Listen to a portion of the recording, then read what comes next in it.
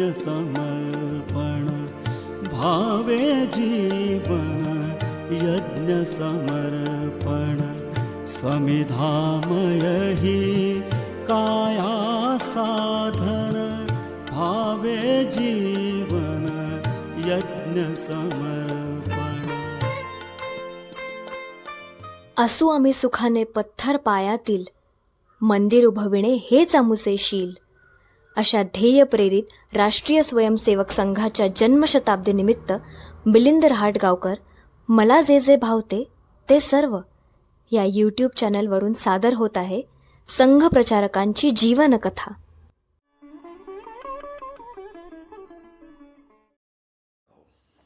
गृहस्थाश्रमी संघ प्रचारक भैयाजी दाणी.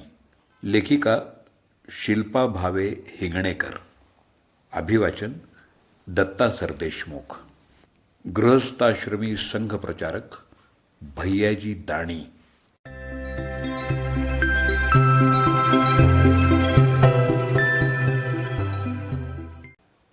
मित्रहो, भैयाजी दाणी उर्फ प्रभाकर बळवंत दाणी यांचा जन्म 9 ऑक्टोबर 1907 नागपूरजवळ असलेल्या उमरेड तालुक्यात झाला.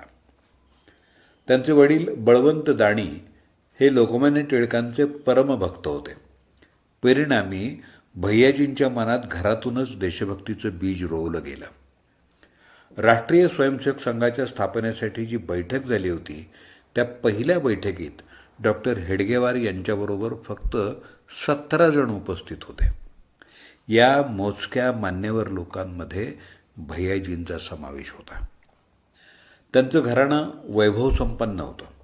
तरीही सुखी आयुष्याचा त्याग करून भैयाजींनी आपलं आयुष्य देशसेवेसाठी समर्पित केलं. नंतर त्यांची ओळख भैयाजी दाणी म्हणून निर्माण झाली. मित्रहो, संघात गृहस्थी प्रचारक ही परंपरा भैयाजींपासूनच पुढं सुरू झाली. त्यांचं मॅट्रिकपर्यंतचं शिक्षण नागपूरला झालं. पुढच्या शिक्षणासाठी डॉक्टरांनी त्यांना काशीला पाठवलं. कर्तृत्ववान स्वयंसेवक म्हणून डॉक्टरांचा भैयाजींवर पूर्ण विश्वास होता. नागपूरच्या बाहेर अन्य राज्यात संघाची पहिली शाखा काशीला भैयाजींनी सुरू केली. विद्यार्थ्यांशी आत्मीयतेनं संपर्क ठेवणं, गरजू विद्यार्थी तसंच स्वयंसेवकांना आर्थिक सहकार्य करणं अशा कामात भैयाजी तत्पर असत. विद्यार्थ्यांमध्ये ते लोकप्रिय होते. विद्यापीठाच्या अधिकाऱ्यांनी विद्यार्थी प्रमुख म्हणून त्यांची निवड केली होती.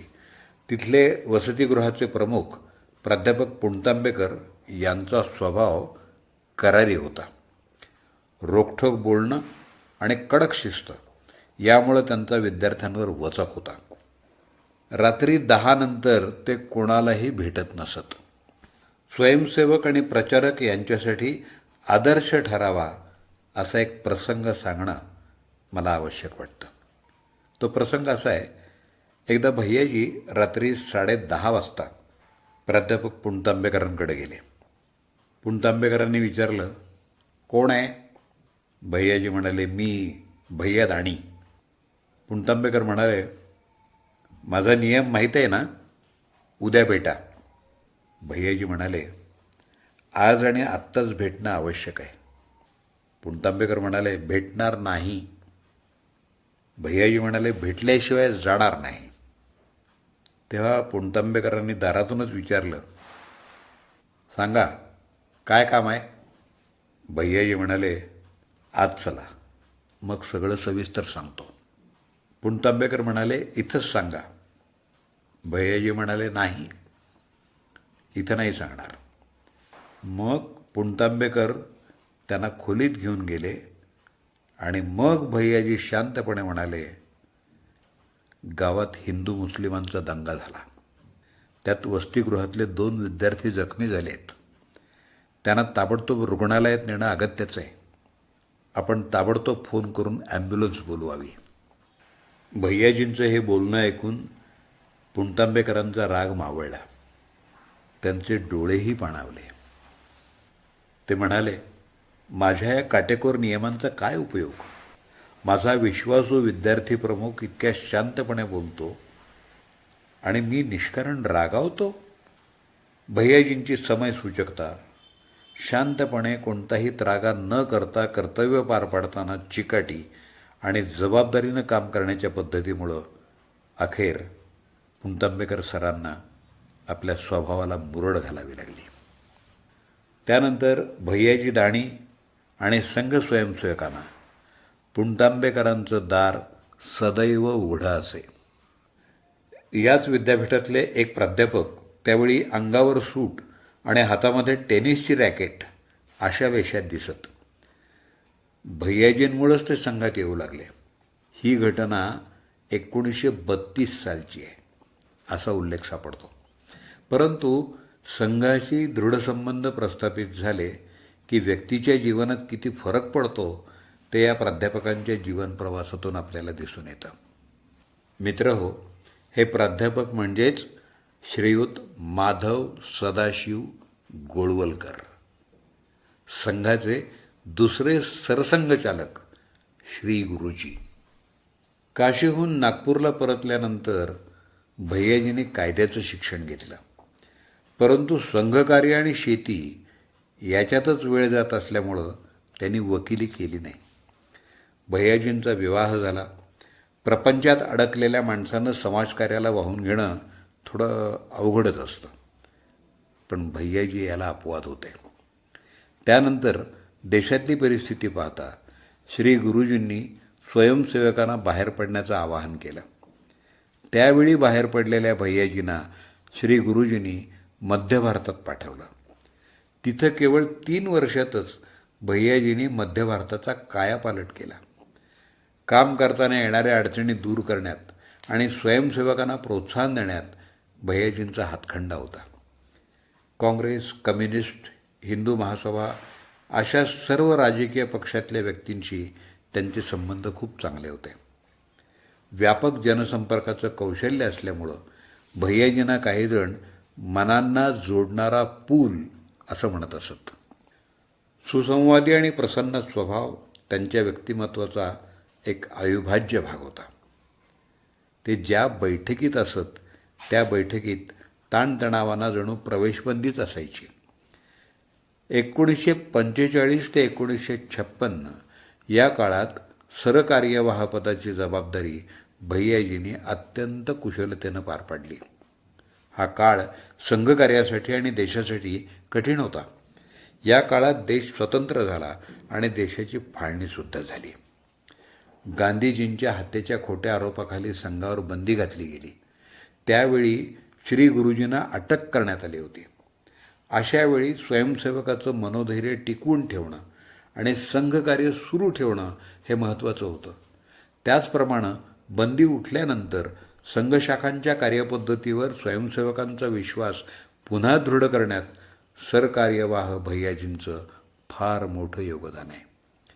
त्यावेळी झालेल्या दंग्यात भैयाजींच्या उमरेडच्या घरावर हल्ला केला गेला. संपूर्ण घराची नासधूस झाली. तरीही भैयाजी शांत चित्तानं श्री गुरुजींजवळ होते. गांधी हत्येनंतर संघावर केलेले खोटेनाटे आरोप, करण्यात आलेली बदनामी, जनमानसात पेरले गेलेले विचार प्रभावी रीतीनं दूर करणं क्रमप्राप्त होतं आणि यासाठी एकनाथजी रानडे आणि सर्व प्रांत प्रचारकांनी श्री गुरुजींचा 51वा वाढदिवस साजरा करण्याची कल्पना मांडली. त्यासाठी श्री गुरुजींची अनुमती अपरिहार्य होती आणि ही जबाबदारी भैयाजींवर सोपवण्यात आली. आपल्या संभाषण कौशल्यानं त्यांनी ती मिळवलीसुद्धा. मित्रहो, 1956 वडिलांच्या निधनानंतर भैयाजींना कौटुंबिक कामात लक्ष घालावं लागलं.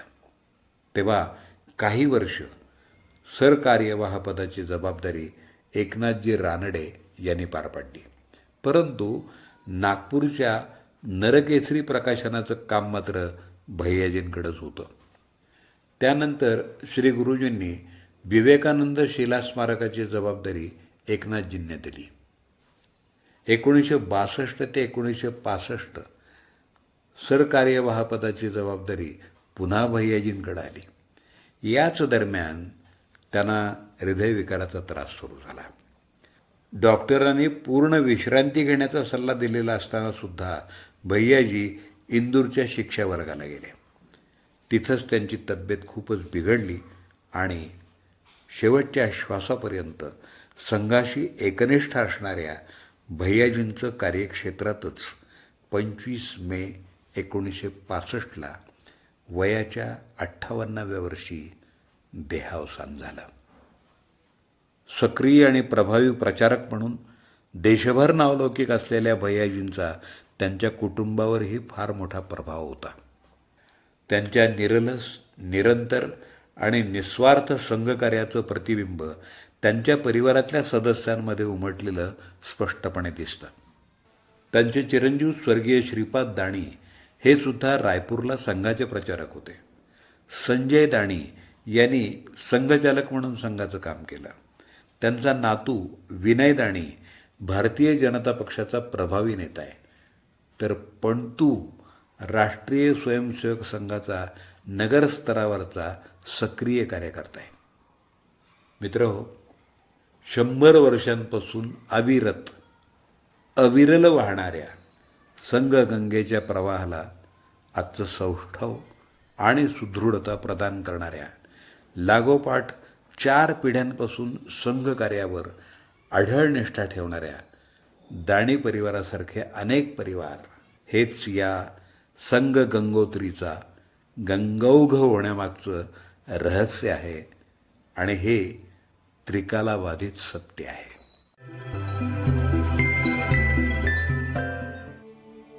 संघ विचार अनसंघ कार्य केशव संपर्काने घडले. संघ विचार अनसंघ कार्य केशव संपर्काने घडले. देशभक्तीच्या बीजारोपणा संस्कारांचे पाणी मुरले. संघ विचार अनसंघ कार्य केशव संपर्काने घडले. धनसंपन्न कुळ असूनही देशभक्तीला जन्म समर्पित. धनसंपन्न कुळ असूनही देशभक्तीला जन्म समर्पित. गृहस्थितीतील प्रथम प्रचारक, गृहस्थितीतील प्रथम प्रचारक जनसंपर्क सेतू बांधले. संघ विचार अनसंघ कार्य केशव संपर्काने घडले. स्वयंसेवका अर्थसहाय्य विद्यार्थ्यांच्या हृदयी वसती. स्वयंसेवका अर्थसहाय्य विद्यार्थ्यांच्या हृदयी वसती. संघस्थापने साक्षी राहून, संघस्थापने साक्षी राहून मध्य भारता उज्ज्वल केले.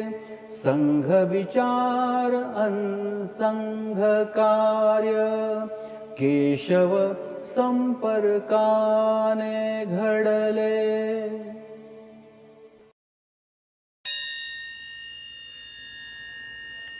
हा लेख शिल्पा भावे हिंगणेकर यांनी लिहिलेला आहे. मला हा लेख विवेक प्रकाशननं प्रकाशित केलेल्या समिधा या ग्रंथातून प्राप्त झालेला आहे. मिलिंद रहाटगावकर, मला जे जे भावते ते सर्व या यूट्यूब चॅनलवरून प्रसिद्ध झालेला हा लेख सादरीकरण श्रद्धांजली गीत आपल्याला आवडलं असेल तर लाईकचं बटन दाबा, शेअरचं बटन दाबून हा लेख संघाच्या स्वयंसेवकांना, संघाच्या समर्थकांना आणि समाजातील संपूर्ण सज्जन शक्तीला आपण पाठवावा ही विनम्र विनंती करतो.